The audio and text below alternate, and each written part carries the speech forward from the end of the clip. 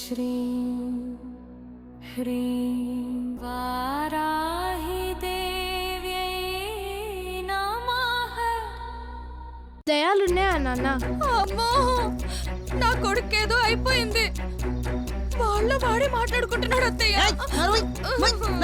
రాత్రి 12 తర్వాత దెయ్యాల గురించి మాట్లాడకూడదు. అది కాదు నాన్న, దయ్యాలున్నాయా? ఏయ్. నువ్వు ఎప్పుడైనా చూసావా? ఆత్మ నీ పక్కనే ఉందా? ఇక్కడే కూర్చొని ఉంది నానమ్మ. ఏండి, అది అక్కడే కూర్చుందంటండి. తాతగారు వచ్చారు కదా, ఆయన కాఫీ గాని టీ గాని చల్లగా మజ్జిగ ఏమైనా తాగుతారేమో కొంచెం అడగరా. రే, మీ మామయ్య పులిరా. నాకు గనక దెయ్యాలు ఆత్మలు కనపడితే మూట గట్టి సంకన పెట్టుకుంటా. నీ అమ్మ కొడుకు కావా? ఆత్మ అమ్మక నువ్వే నన్ను చంపేటట్టున్నావే. అది కాదండి. ఏంటి ఆత్మ ఎవరై ఉంటుంది? ఎల్లు అడిగిరానా? ఆత్మ అనేది మనశ్శాంతిగా దేహం విడిచి భగవంతుని చేరుతుంది. ఏంటి? ఏంటి? ఈ టైంలో అవదు. చిచి, అది కాదు. తూకమాకు మీది మీదకి ఓవేయకే వాయదా రొమాన్స్ కే చలో పదా చూడరా అందరూ పదే పదే ఇదే సదా.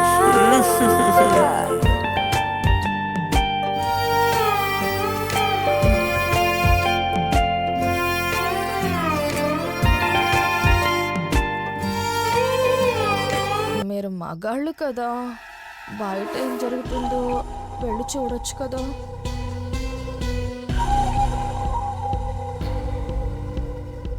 నాకు ఇప్పుడు అర్థమైందే, ఈ మధ్యన ఆడాలు మగాళ్ళని రకరకాలుగా చంపేస్తున్నారు. నన్ను అలా చంపేద్దామనే కదా. ప్రెసిడెంట్ గారు చచ్చిపోవడానికి కారణం జబ్బు కాదండి. రే శంకరు, ఏంట్రా నువ్వు మాట్లాడేది? ఊరుకోండి, మీకు చాలా జోక్గా ఉంది. నా గుండెకే చూడండి ఎలా కొట్టుకుంటుందో. నీ గుండెలోటి కొట్టుకుంటున్నాయి, నాకు ఎక్కడే కొట్టుకున్నాయి కూడా అర్థం కావట్లేదే. తాతకి రక్తం కావాలంటాడు డాడీ.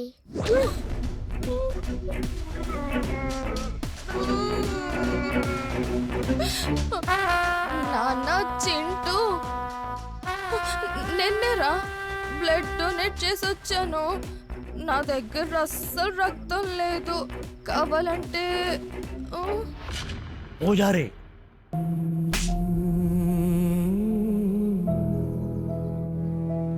ఎవరి హద్దుల్లో వాళ్ళు ఉంటేనే మంచిది.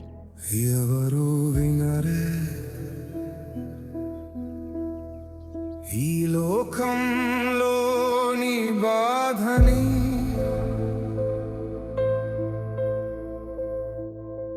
పిసరు జాలైనా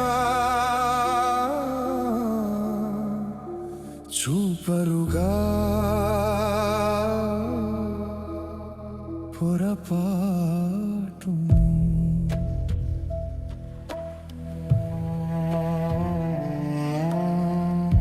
అవిటిది లోకం అందదు ఏ సాయం, మంచే మరణించి మిగిలిందే గాయం.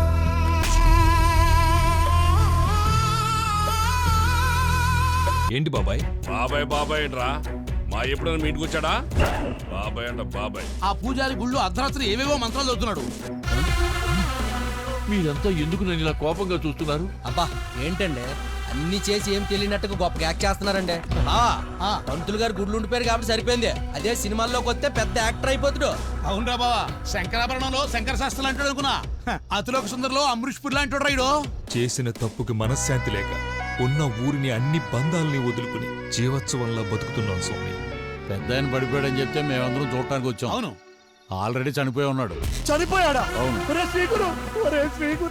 పాప పుణ్యాలకు శిక్ష వేసేది భగవంతుడు, నువ్వు నేను కాదు. వేలు చేస్తారన్నావు, తీరా తీ.